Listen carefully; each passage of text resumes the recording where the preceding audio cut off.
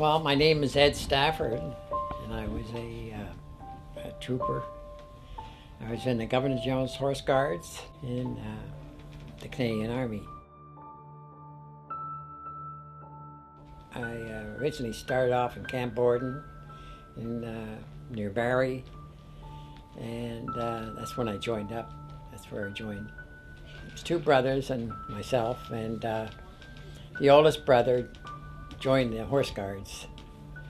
That was when they were in Toronto. Then they moved up to Camp Borden, and 2 months later his younger brother came over to me and said, "Are we going to let Herbie go off by himself?" And I said, "No, I don't think so." So we hitchhiked up to Camp Borden to join the Horse Guards.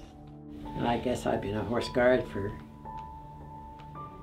70-something years. Went to England. We were there for 2 years, and then we went down to Italy and served in the Italian campaign. And I remember landing at one of the big ports there, and you could hear the guns. It's the first time we'd heard artillery, of an enemy. But we didn't really get into battle for a year after that. It was a very bad winter, and most of our tanks and scout cars got into the mud, and they couldn't get out. So eventually we got into our first battle in Tona. From there we went up to the Leary Valley. We were up. We watched Casino get bombed, and by the time we reached Casino, the village of Casino was completely gone. There wasn't anything. There wasn't a building standing more than 2 feet high. And what I remember about it was the smell of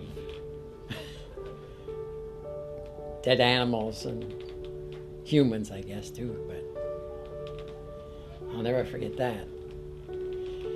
And we really got into our first experience of being in a war just after that. We were going up the Leary Valley, and the colonel had warned us that we were in enemy territory, but most of the guys in our troop didn't believe him anyway, because I was the only one that built a slip trench, which is a fun little foxhole, a little trench, I found a shell hole and I built it.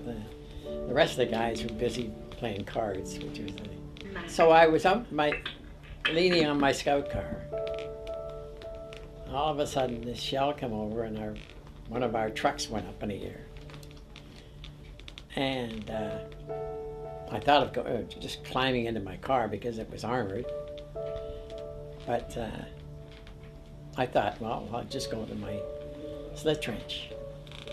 So I ran to my slip trench. The whole troop's in there. I mean, there's about 7 guys trying to crawl into a small little slip trench. Eventually, I ended up in a little town called Chervia, which is on the Adriatic coast. I remember we took the rum ration up. We were going through this town, and the officer I was driving was young, and he didn't seem to know which way, and he would stop at the corner and look at the map and say, "Oh, I think we got to go this way." And I was getting more nervous every minute, but we finally made it up to the regiment. We couldn't make it all the way because of there was a big shell hole in the road, and off to the right was a place being shelled. We took the rum ration and went by foot to deliver the rum ration. Then we hurried back to the car and got out of there as fast as we could. That night, for some reason, I got sick. The next morning, the officer came to drive up to the front again, and I was so sick, I told him that if he would take the car himself and drive it, and send somebody back to look at me, but somehow nobody ever came. I knew there was something wrong with me, so in the middle of the night, I was all by myself in this house. So I put a few things together and started to walk towards this first aid place. And I kept saying to myself, suppose they moved, you know, what am I going to do? I fell down a couple of times, but I finally got there, and the guy says, where did you come from? You know, it was the middle of nowhere. And they put me on a stretcher. A couple of doctors came to look at me.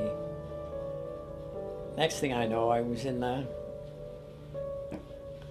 hospital. It was just like a MASH outfit. It was a tent. I had my appendix out, so that kind of ended the war for me. We have an association, Governors Jones Horse Guards Association, and I've always been a part of it. At one time, there was 600 members, you know. There's not that many of us left, really. We had Christmas parties and golf tournaments and everything, but now it's still going on. I was there a year or so ago, maybe, I guess, and we had a change of command, and I was the only veteran that showed up. I was the only.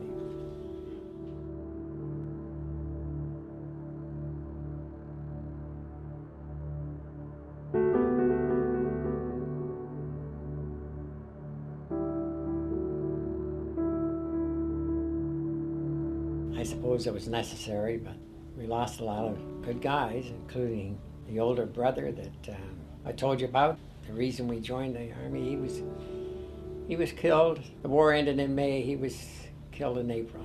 And then there was so many other guys, you know. At this dinner, they read out all the guys that were killed during action. And I guess I knew most of them. They're all young guys. Played ball with them. Went on leave with them. There's no glory up there, you know. Getting shot at, you're scared most of the time. And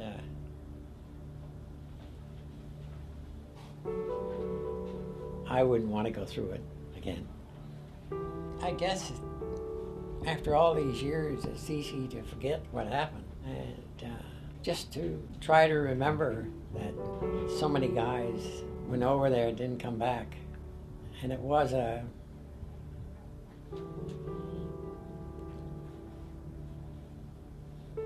terrible experience, but whether it was necessary or not, I don't know, but I suppose it was. And it's something we shouldn't forget, I guess.